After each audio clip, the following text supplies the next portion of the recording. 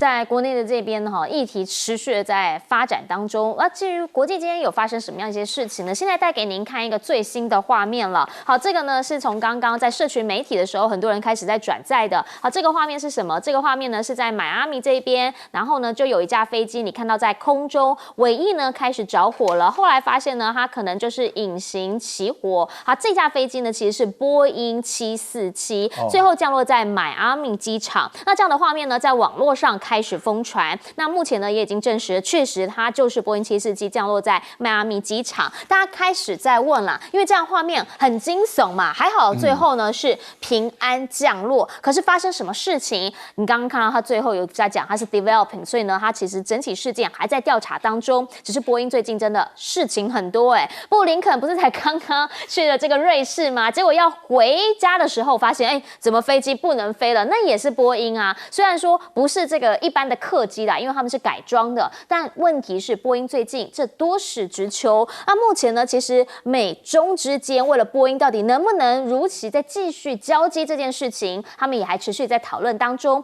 两国啦，现在是已经45年的交情了。那这封呢，这个驻美大使就直接讲了，两国之间这45年来的交情，他认为在这个当下，台湾问题是最爆炸性的议题。当然，布林肯呢还是持续的那一句话，说我们一贯呢还是维持我们的一中原则，但是中国对台湾施压是会有损你的自身利益的。其实除了美中之间台湾问题之外，另一个可能会影响到他们关系的还有什么？还有南海问题，因为持续在南海这边也看到彼此之间的角力。好，包括了谁？包括了澳洲。先前我们不是跟您讲了吗？在澳洲这一边呢，他们就直接讲说，他们船开出去之后啊，就发现了说呢，竟然他们的这个船员被声呐给击伤。那后来呢，在中方这边他们有调查说，发现这个不是我们害的，而是日本。日本这边有一艘船，它当时呢是确实他们有使用了声呐，有可能是这艘船造成你们的潜水员受伤的。好，可是这样的一个说法呢，来自中方，所以艾班尼斯这澳洲总理就直接讲，我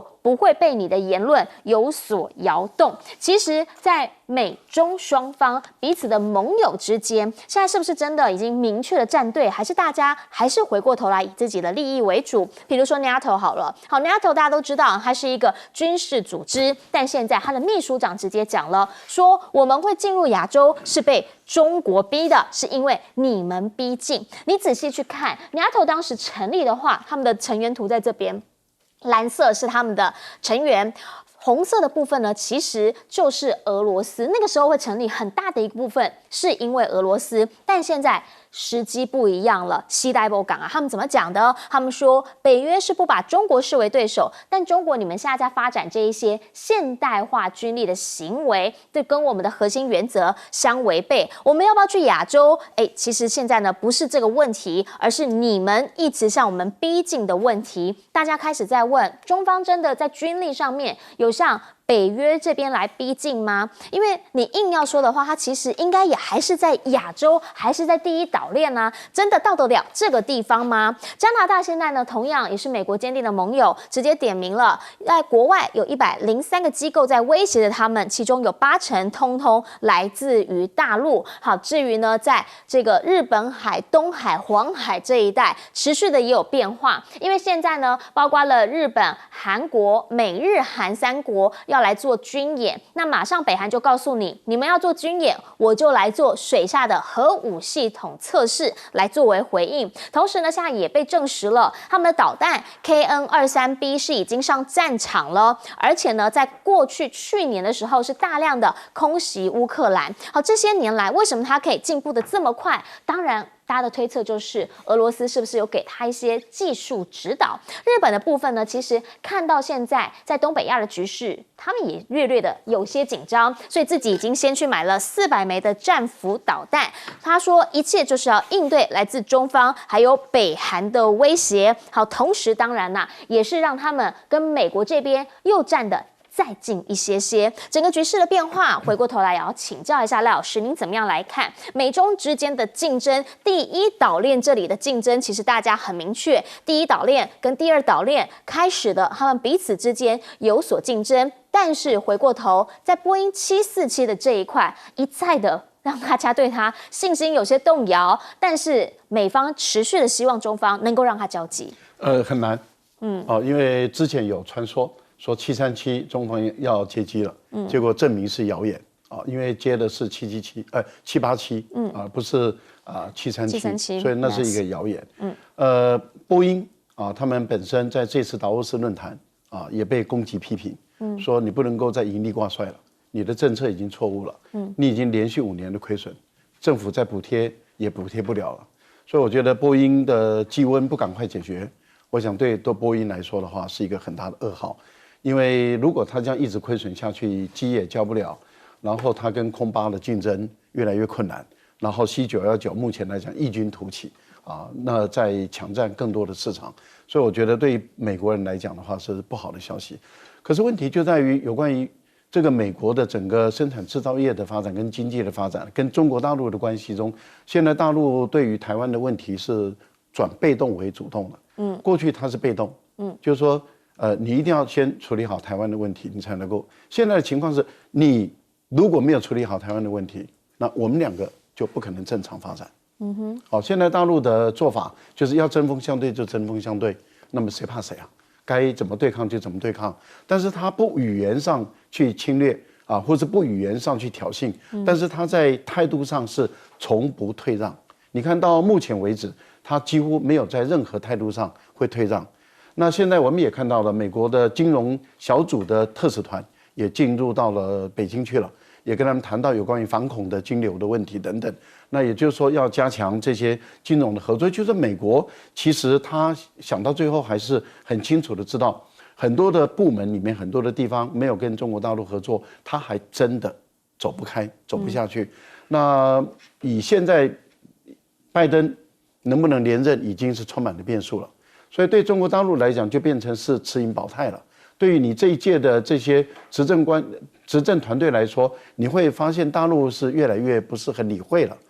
所以这一次在达沃斯的时候，那中方这边也跟布林肯、苏利文都没有意愿要有任何接触，他们赶去呢。以往2大国都会利用一些机会，大家见个面讨论一下。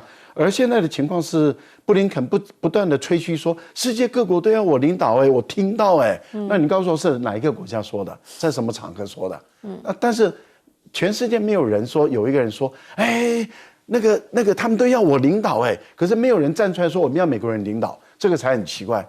现在是没有人在国际会议中说美国人站起来领导我们，是美国人自己说他们都要我领导我都有听到但是问题就是他讲不出任何一个国家来，那这个点真的是有点可笑的事情。南海的问题我觉得菲律宾，你看前面闹完了，现在17号的时候，那么派了一个副部长到上海去。跟中国大陆的，而且中国大陆不是派副部长级是派一个部长助理的等级，跟菲律宾的副部长来对谈南海的问题，仁爱礁的问题。所以你很明显的看到菲律宾也发觉，就是说跟着美国闹了以后，什么也没得到。那肖谦的意思就是跟澳洲说，声纳的问题查清楚哈，你不能够一口就指控我们哈，当场还有第三国的船舰在啊。如果中国打声纳的话，那位这个潜水员早就七窍流血了。那声纳那个坡哪那么弱的？哪有说是让你一点点身体不适？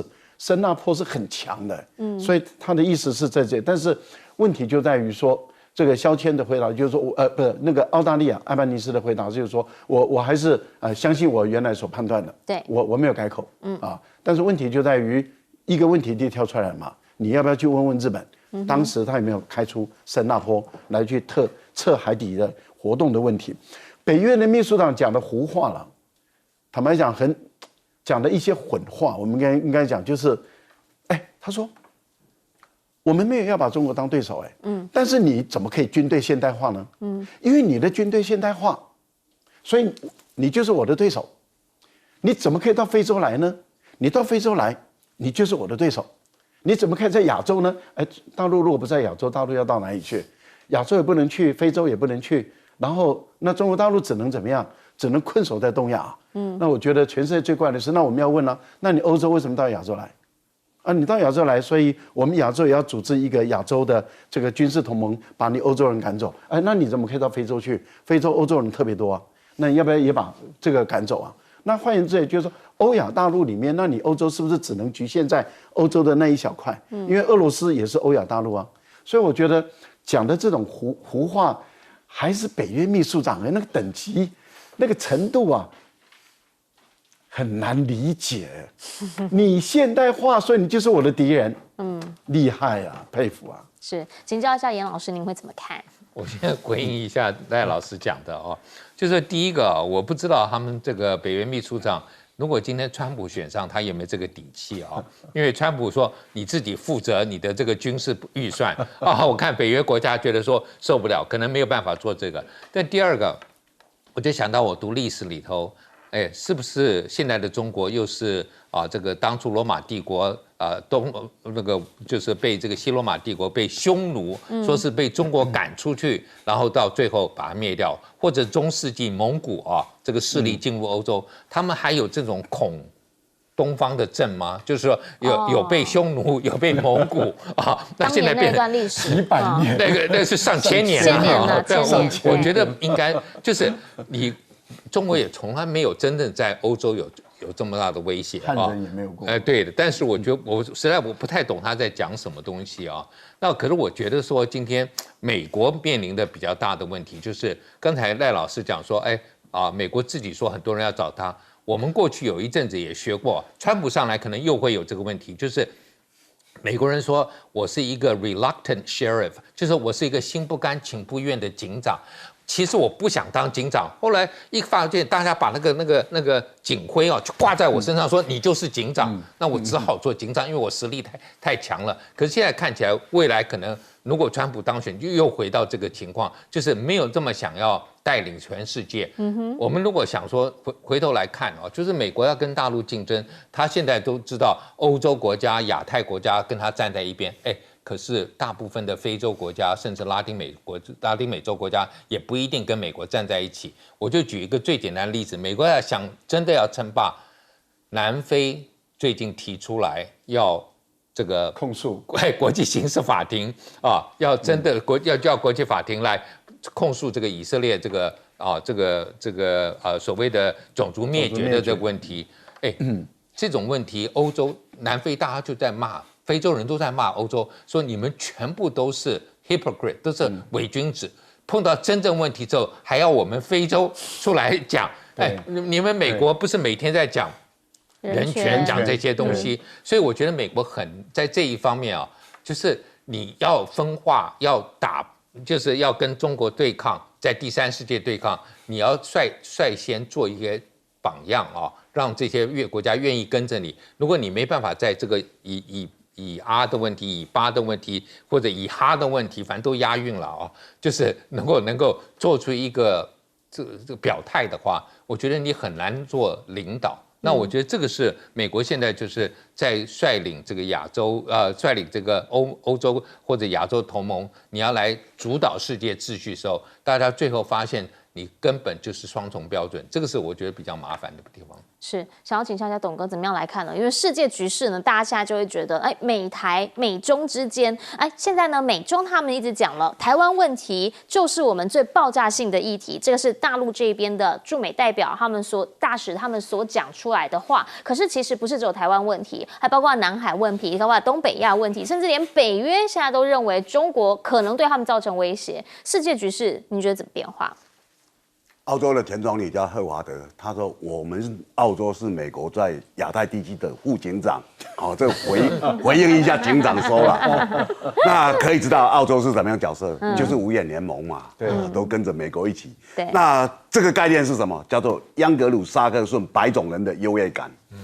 他们觉得其他人的不足为那个，就是我们白种人。所以当前的世界有一个事情让很多国家觉得跟过去完全不一样。白种人在打白种人啊，对不对？就是俄乌战争嘛，对不对？白种人都互相想，以前不是，以前白种人到处打黑人、打黄种人，对不对？或者到中南美洲去打那些拉丁人，对不对？所以现在的情况是不一样了。但是你如果看现在的情况，大家都要考虑的第一个问题就是美国也要选举啊。年底就要选举，所以他很多政策、很多做法都会配合他的选举。现在布林肯在讲大话是啊，告诉这些盟国，你放心啦，我们拜登会连任了。但是美国怎么做民调他应该是都不会连任。我告诉各位，更悲惨了，最近才做了民调因为现在才过新的年嘛。对。德国总理舒兹民调19%，对，很高了，因为他比岸田还高，岸田17.1。各位朋友，你要想因为我们刚刚在讲赖清德的民调，那很高啊，高的不得了。现在这些所谓，因为我们讲的不是落后国家都是比较大家认为比较民主先进国家，所以你知道现在全世界的氛围它是完全不一样。那不一样的话因为它里面受很多影响，就是过去川普推动了中美的那个贸易之战之外，它还有一个疫情期间，很多人赶快让自己的经济赶快复兴起来嘛，所以它有一个这样的背景。那我们可以看到就是这种背景，那时候美国有派很多议员来，他狠狠的敲了台湾一笔。一个在野党的议员，他跟蔡英文讲：“你们就要买我们的飞机，这个飞机就叫波音16架，华航要买1400亿，已经确定了嘛。”那波音现在发生什么事情？飞机飞到一半，窗户不见了。对，很多人赶快抓着，差点被吸下去。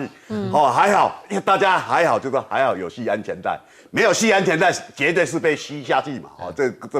结果有一个人是一个 iPhone 手机被吸走，对，掉到地上。对，那时候都成为一个很好玩的新闻。可是你可以看到，它是接二连三呢，它是等于说这2-3个礼拜，它是。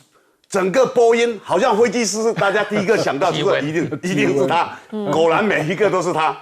那我们现在华航还要买吗？我们要买16架嘞，对不对？787的，所以你现在看到说哇，那这个要怎么办？他强权压制你，你非买不可这也是外交的一部分。是，可是外交的一部分安全在哪里？好，那讲到这个其实你就可以看到，其实台湾的角色就越来越卑微。因为你只有跟美国靠拢，美国要你干嘛你就干嘛。那人家好歹还是副警长，你是干嘛？你是帮他牵马的马童吗？各位，今天台湾的角色就变这样了，完全没有尊严。所以我们看现在其实中国大陆，你只要随便看都知道虽然我们这边媒体或全世界那边媒体对他很不友善或怎么样，人家再怎么讲，好歹。被你嫌到臭头也好，人家 GDP 还是5.2，去年5.2，你们哪一个国家跟他比嘛？你们连他的零头都没有，还每天在笑他。那这个大家都知道，大陆去年非常不景气耶。他这么不景气，他还够维持5.2，你们有办法吗？其实在现在确实啦，疫情过后这一波经济，特别是2024年今年还是重头戏，因为今年确实已经看到了很多地方状况不好，也因为这样，在欧洲其实每一个领导人他们都会说，能合作的地方我们到底为什么不合作？像是武契奇来看到的是武契奇塞尔维亚这边，他就直接告诉你，我不会放弃来自中国的投资。当然啦，中国现在对我们投资30%，欧盟还是大宗60%以上，但是你们也必须要理解，我们有跟中国合作的必要性。好，因为呢，他在达沃斯，这是一个经济论坛嘛，里面会有非常多的资本家，会有非常多的企业主来到这边，所以马克宏也告诉大家说，我们其实应该好好思考一下，我们要用什么样的身份来聊这些问题。比如，他就认为我们应该是以欧洲人身份跟亚非国家打交道，我们不是美国的附庸，我们不用过度的依赖它，陷入跟他们同样的处境当中。毕竟美国现在经济真的也没多好吧，对吧？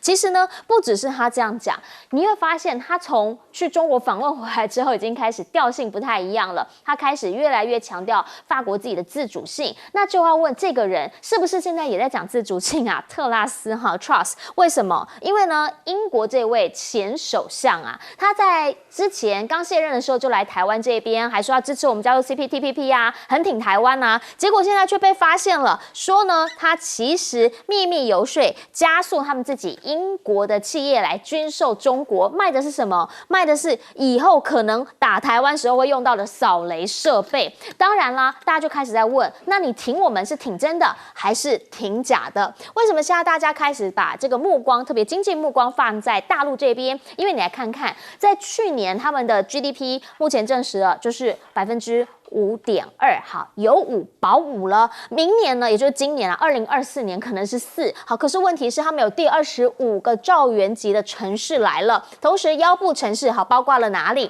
包括了常州，包括了烟台这一些地方 ，GDP 也都在成长当中。所以呢，他们虽然慢，虽然真的内部有些经济上的问题，但还是有在往前走的。外贸城市的部分年度成绩单里头呢，包括上海第1名，深圳呢则是已经31连冠了，年增率呢在深圳这边还有达到5.9%，创下了历史新高，这些都是确定的数字。所以我们就要直接的问了，说如果是这样的话，大家到底要不要跟上这一波？特别是在现在，在整个航运货运，我们也看到一些问题的情况之下，企业主会开始思考这件事情。而且现在呢，在大陆这边，他们还特别做了一个叫新3样的这个报道，里面呢就包括了电动车、锂电池还有太阳能电池。他们说这个是首度出口的部分的破兆，他们认为这会是未来的一个趋势。电动车特别的是比亚迪，因为现在全球销量第1次超过特斯拉，所以呢，他们现在就直接豪值20亿是人民币，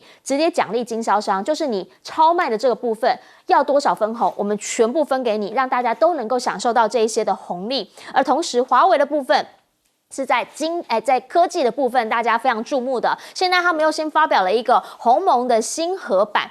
换句话说啦，以前呢，鸿蒙系统里面你可能还可以跟 Android 一起来使用。但现在这个鸿蒙的新盒版，它不再兼容安卓应用程式了，也就是呢，它直接的告诉你，我去年11月已经告诉你说我们会有新版出来，现在鸿蒙我们要做自己的事，走自己的路，我们没有要跟其他人一起来做兼容了。去年呢，他们发展了这个 Mate 60打脸了雷蒙多，那在今年呢，他们是着眼什么？其实他们着眼的就是全球的南方市场人口，全球南方市场人口呢占有80%。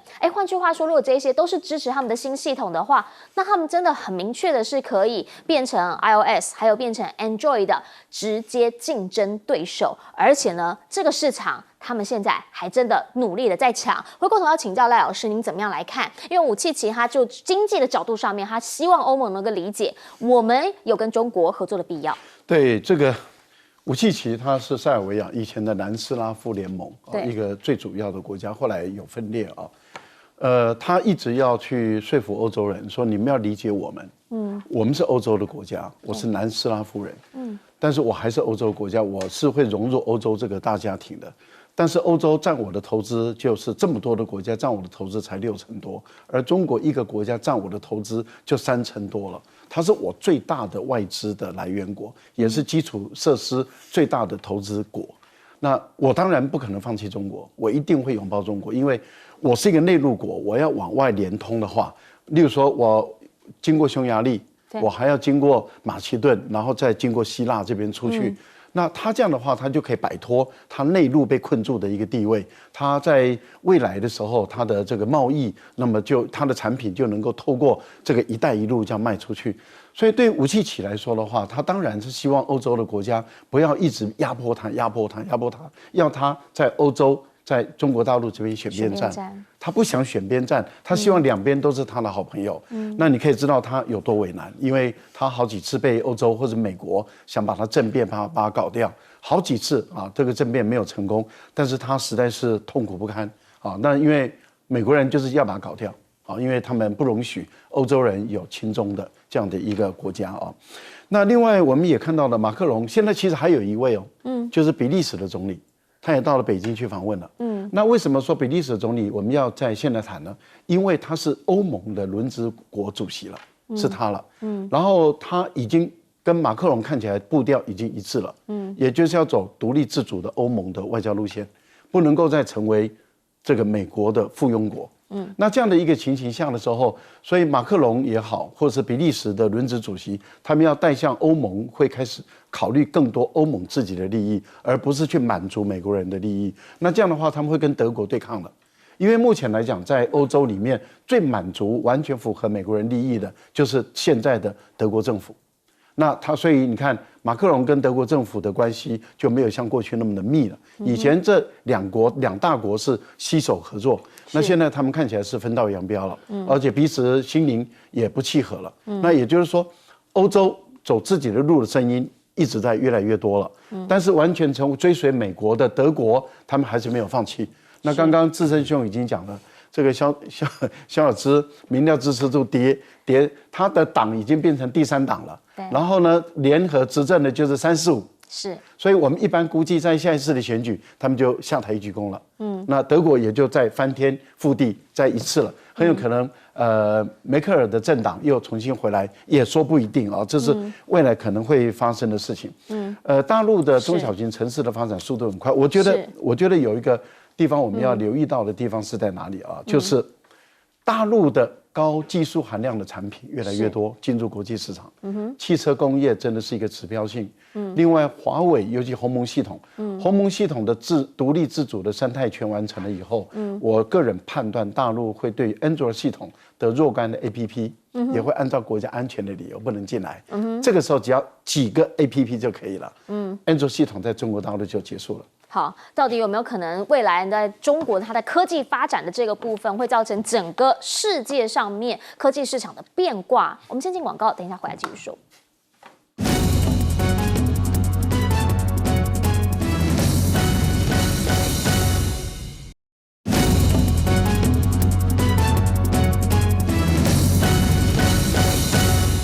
好，我们刚刚讲到了，在今年中国他们自己的 GDP 其实还是认为应该4是没有问题的。那未来呢，很多人都还是觉得说，那这样我还想跟他做生意，所以吴锡吉他才会直接讲嘛，希望欧盟能够理解我们。请教杨老师。我觉得不只是做生意啊，不只是吸引中国的投资，我们要去想啊，塞尔维亚。他们当初刚才这个赖老师讲，前南斯拉夫很多共和国都独立了，可是还有一个叫做自治区科索沃从塞尔维亚独立了。那如果说你联邦的组织里头共和国独立，大概都可以接受，但自治区不应该能够独立嘛？欧盟国家全部都承认科索沃，可是金砖5国都没有承认，包括中国。那当然他希望，因为科索沃，我们台湾的时候还跟他说我们愿意承认你，他说谢谢不用，他说我想进联合国啊，所以你就知道，就是今天塞尔维亚这个就是塞尔维亚，它可以依赖中国、俄罗斯在联合国挡住这一个东西啊，维护它所谓的主权完整。但是虽然科索沃实质上等于是独立了嘛，那这个我觉得这个是一个很重要的关键，因为你欧盟全部都挺科索沃。只有这个中国跟这个俄罗斯，还有像这个印度啊都没有承认，这个是我觉得这个是和他有关。那马克宏当然，我觉得他是说特别讲了，他说我们要以欧洲人身份跟亚非国家打交道。对不起啊，欧洲人身份在非洲不太好啊。我们看到去年呢，所有发生军事政变的国家都是法属的。对。好，然后法国人不受欢迎，被赶出去了。我觉得，所以马克宏讲这句话，我觉得你脑筋有没有问题？怎么会讲这个东西呢？就是你只能说我们要跟美国不一样啊。但是我们也看到美国都有在非洲多花一点时间，可是也大概也无法竞争。为什么？我们来看，包括华为现在在“一带一路”在非洲未来会很有前途，原因很简单，非洲的人口超过印度。超过中国，如果整个非洲一个大陆是第一个然后平均年龄是多少？18岁平均年龄我们是42岁，台湾这是人口的。那你想想看，年轻的人开始用你的这个系统之后，用一路用下去了。对，那这个使用习惯问题，使用习惯，他第一个接触的是你的话。以后就用下去，就好像我们现在这个输入有些人一开头输入就喜欢苹果，就是一直用苹果，有些人就喜欢这个另外 IBM 的这个 system，就一直用下去。所以这个才是我觉得对美国最大挑战。一直希望第三世界国家不要用，为什么？因为第三世界的人口比较年轻，一旦上瘾了，那就麻烦了，就戒不掉了。那美国就很难改变，很难在这一方面跟他竞争了。是我们等等回来要请董哥帮我们做总结，先进广告。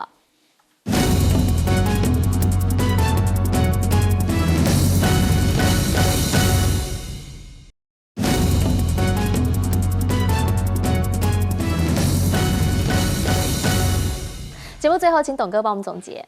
其实我们看常州现在的发展长度的话，这个其实不足为奇啊。像我跟赖老师可能比较常进大陆的，那我们进大陆，我们其实也没有什么目的，我们又没有在那里做生意嘛。对啊，我们就是去看看知道说有一些东西不一样。那我们台湾因为受到一个影响就一直对反中好像很热门，然后好像觉得全世界都在反，但是你真正进去看，它完全不是这样子。对，不是西方媒体所写的这样，完全不是嘛。你相信自己的眼睛，你随便找一个城市，譬如说你喜欢包大人，你就去开封，随便啦，随便，你就去看看，就是不要有任何人跟你引导，你去看的话，你会发现人家的进步已经匪夷所思了。对，那我是金门，我是看着厦门在成长，我们从还没小三通我们就去厦门了，小三通到现在20年，那厦门比台北还进步了，进步太多了。那你要看为什么人家一直让，因为他每个城市自己都会互相竞争。对，大家午安，我是陈燕莹，欢迎来到新闻大白话。接下来这1小时国内外大小事，让您听懂的话说给您听。现在介绍这1小时来宾，首先要介绍是国际政治专家赖岳谦老师。主持人好，观众朋友大家好。还有政大国关中心兼任研究员严正声老师。主持人好，各位观众大家好。以及资深媒体人董志森董哥。大家好。一开始要先带你来看到的是现在选举选完了，但是吴子嘉却说，赖清德可能就真的跟他讲一样，只做4年啊。为什么会这样讲呢？原因是因为他说前6个月他的民调会非常非常重要，最主要还是他这次选完之后，因为他的这个得票率不过半嘛，那40点多。那如果是这样的话，他觉得前6个月没有过半的话，那剩下的就会变成是垃圾时间了。他的依据是什么呢？过往如果你看蔡英文连贯性的民调来说的话，好，上一次呢，他817万票，得票率呢是57.13%，而他在就任的期间，其实如果你把50% 这个地方拉出来看，好，最上面这一条是表示赞同他的，他一直以来都是在50上下这样子摆荡，也就是说呢，他一直以来在民意支持度上是维持在50% 上下的，有过半的人、近半的人在挺他。但是现在赖清德得票率40%而已，那如果呢你还没有办法把你自己的声望给拉起来的话，是不是他在党里面的地位可能就没这么稳固，甚至在整个台湾社会里面的地位就没这么稳固了？现在首要他应该做什么事情？找一个好的行政院长来帮忙他。行政院长人选有谁呢？传出几个人选，包括郑丽君、卓荣泰、林佳龙、郑文灿还有潘孟安这几位，大家在讨论是不是真的适任。郑丽君的部分呢，大家就想问，因为真的比较年轻嘛，是不是可以压得住众山头？另一个部分就是，他虽然当过部长，但是他在行政经验上面是不是真的足以来当行政院长？很多人会提出这样一个质疑。另一个部分呢，则是卓荣泰一样。是不是虽然当过了党主席，但能够压住众山头吗？另一个人是谁？是林佳龙。林佳龙呢，其实如果你去看的话，他的学经历、阅历基本上呢是比较完整的，但是他有太鲁阁事件的影响，再加上这2次选举真的都是失利的状态，所以呢，他到底能不能够接下让民心所向？这件事情也让大家会有个问号了。至于郑文灿，虽然说呢，一直以来在桃园这边选得不错，但桃园现在的这一些留下来的市政，让大家有很多的问号之外，学伦问题加上先前的这个影片争议，好，这一些呢，大家就觉得他会不会是一个争议性比较高的人？至于潘孟安，同样有学伦问题之外呢，还有的就是他那个跟电商、绿能厂商他们之间的一些纠葛还没有完全的让大家觉得说能够适宜。这样子看下来，到底他还有没有什么好牌可以打？因为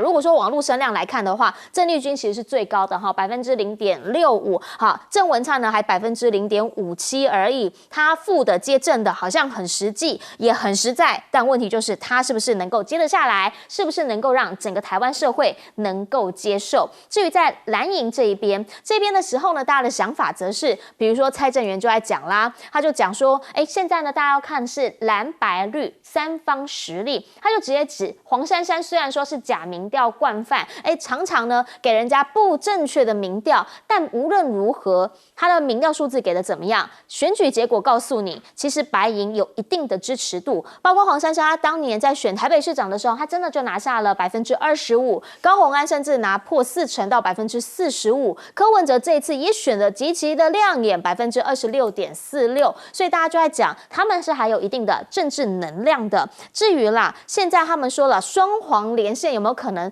当了2年之后？黄珊珊、黄国昌2个人分别去选台北市跟新北市，好，这个部分呢都还没有人知道，原因是因为他们现在就是8个人，那8个人里面呢，真的有过问政质询经验的其实也不多。那现在要怎么样把这8个战力打到最强？毕竟柯 P 讲了，他要再战一次。那要再战一次的话，你得要先储备能量。好，讲到能量这一块，未来4年他会怎么样布局？大家开始在问了。今年他在问蓝白合下一场呢？原因是因为其实他当年2018选连任的时候，虽然选了1/4，但要知道，本来他其实大概只有3成多而已，因为另一半是谁？是姚文智的票嘛。后来是为什么会变成有这么大的一个差距？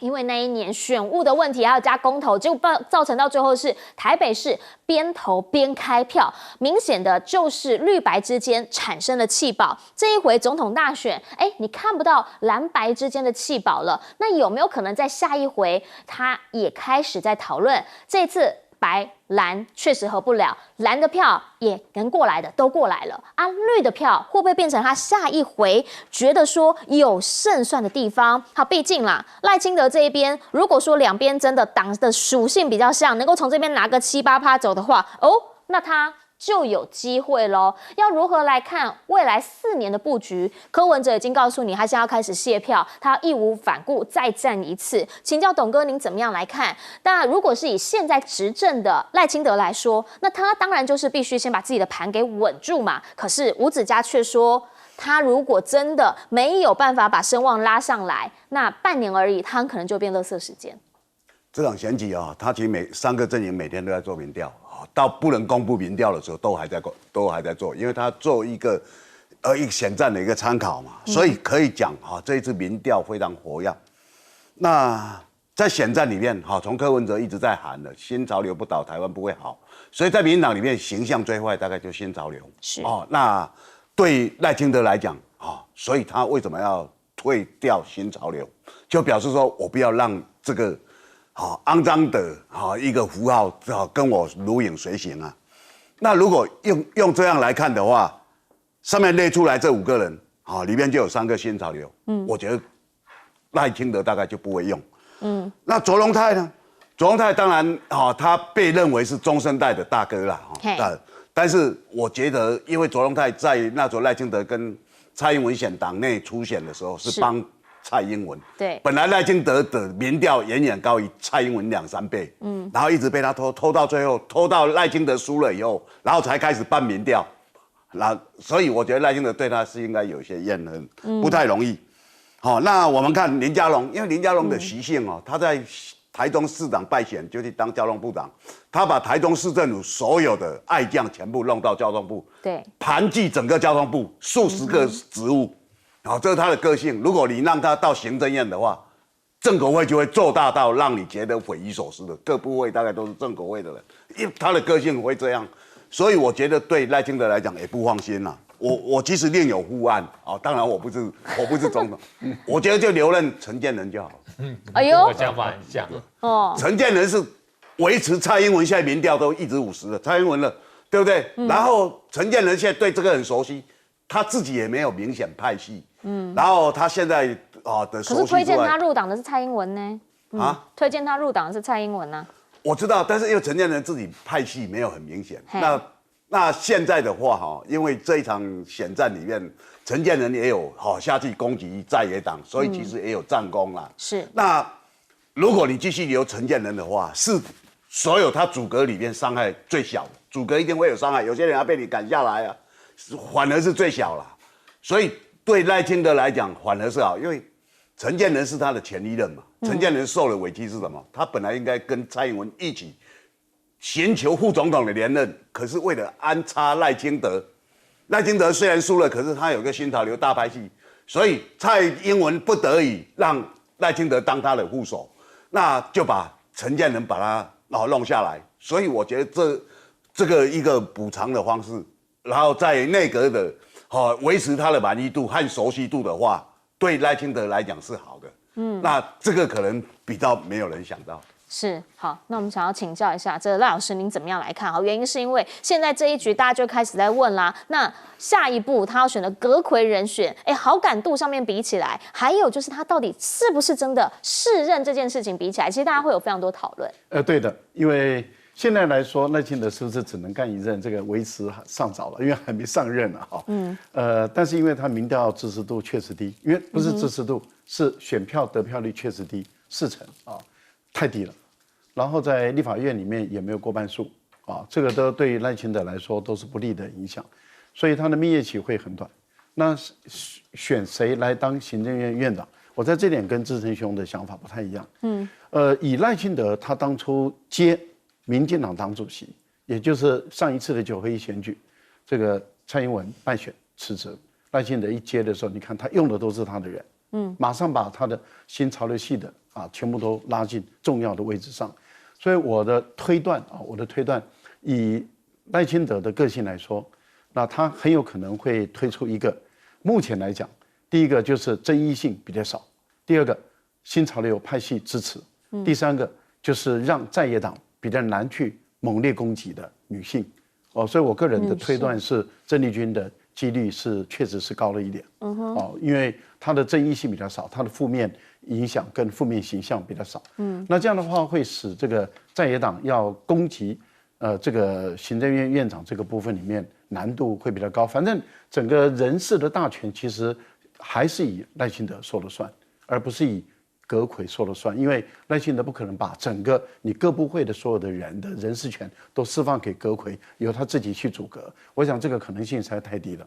那至于潘孟安，我觉得留任或者放到总统府的秘书长的可能性其实是蛮高的，因为府院党的之间的协调还是要透过这个总统的秘书长，那一定是他信任的。这一次的选举中，看起来他对潘孟安是非常的信任，所以我觉得在这个部分的人事布局中我的大胆推测啦，大概是朝这个方向来走。